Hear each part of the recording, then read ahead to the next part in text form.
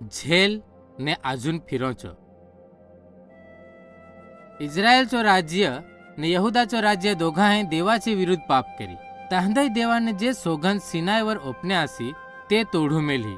लोक पस्तावो करत ने अजून ताची भक्ती करत। ये विषय चेतवणी ओपन दे देवाने ताचे प्रबोधकांदे दवडी पण ताहे मानीन नहा। ताचेन देवाने दोन्ही राज्य दे ताचे दुश्मन खल तांचो नाश करून दे सूट ओपी।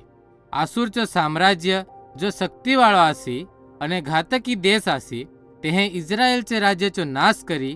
आसूरचे सैन्याने इस्रायल राज्याचे घणे लोकांदे मारू मेली। आखी माल मिलकत ते घेऊन जाव ने देश दे पेटवू मेली।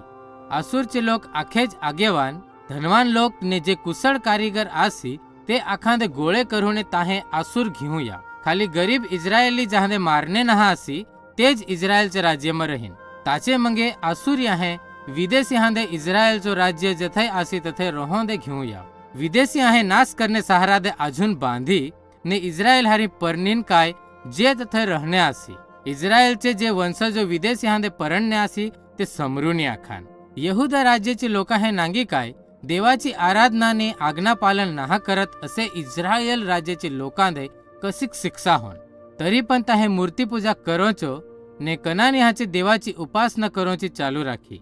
देवाने तांदे चेतवोसाठी प्रबोधक दवडी पण ताहे ताहाचो ऐकी नहा।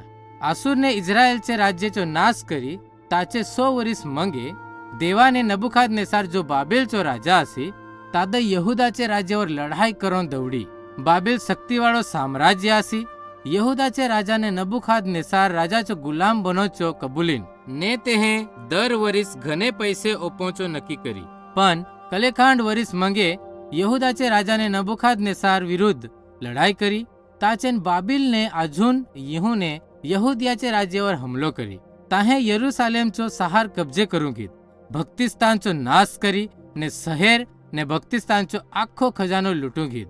यहुदाचे राजा दे ताचे लढाईची शिक्षा ओपोसाठी नबुखादनेसार राजाचे सैनिक आहे राजाचे पोसादे ताचे सामे मारू मेली ने ताचे मंगे तादे आंधळो करून दिन। ताचे मंगे ते राजाने बाबिलचे जेलमा मरोसाठी घेऊन जाव। नबुखादनेसार ने ताची सेना यहुदियाचे आखे लोकांदे बाबिल घेऊन जाव जे आखा करता गरीब आसी तांदज वाडीमा खेती करण्यासाठी रहो दिन। यो तो समय आसी काय जामा देवाचे लोकांदे वायदाचो देश छोडूने झेलमा जावदेसाठी दबाण करी। जो काय देव ताचे लोकांदे ताचे पापाचे लिधे शिक्षा करी काय तांदे जेल खानामा दवडवामा याव। पण तो तांदय अगर पोताचे वायदा दे भूलीन ना। देवाने ताची देखरेख राखोची ने पोताचे प्रबोधकांकल ताचे हारी बोलोचो चालू राखी। तेहे वायदो ओपी काय 70 वरीस मंगे ते वायदाचे देशमा अजून येहीत। 70 वरीस मंगे कोरेस जो पर्सियाचो राजा आसी तेहे बाबिल द हारवीने पर्सियाचे साम्राज्य ने बाबिलचे साम्राज्याची जग्या घेत। इस्रायली आता यहुदी आखात आसी ने तामाचे घणे लोका हे पोताचो जीवन बाबिलमा पसार करी तामाचे घणे थोडे असे डवरांदय यहुदिया देश याद आसी।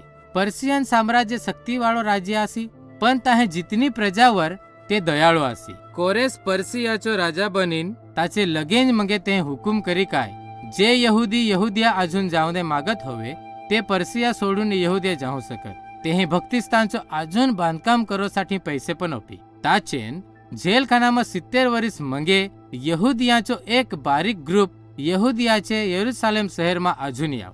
जै लोक यरूशलेममा अजून फिरीन ताहे भक्तिस्थान ने सहाराचे फिरटीन कोट बांधी। जो काय अजून पण दुसरे लोकांखल ताहवर हुकुम होत आसी अजून ते वायदाचे देशमा रहो मंडीन ते भक्तिस्थानमा आराधना करो मंडीन।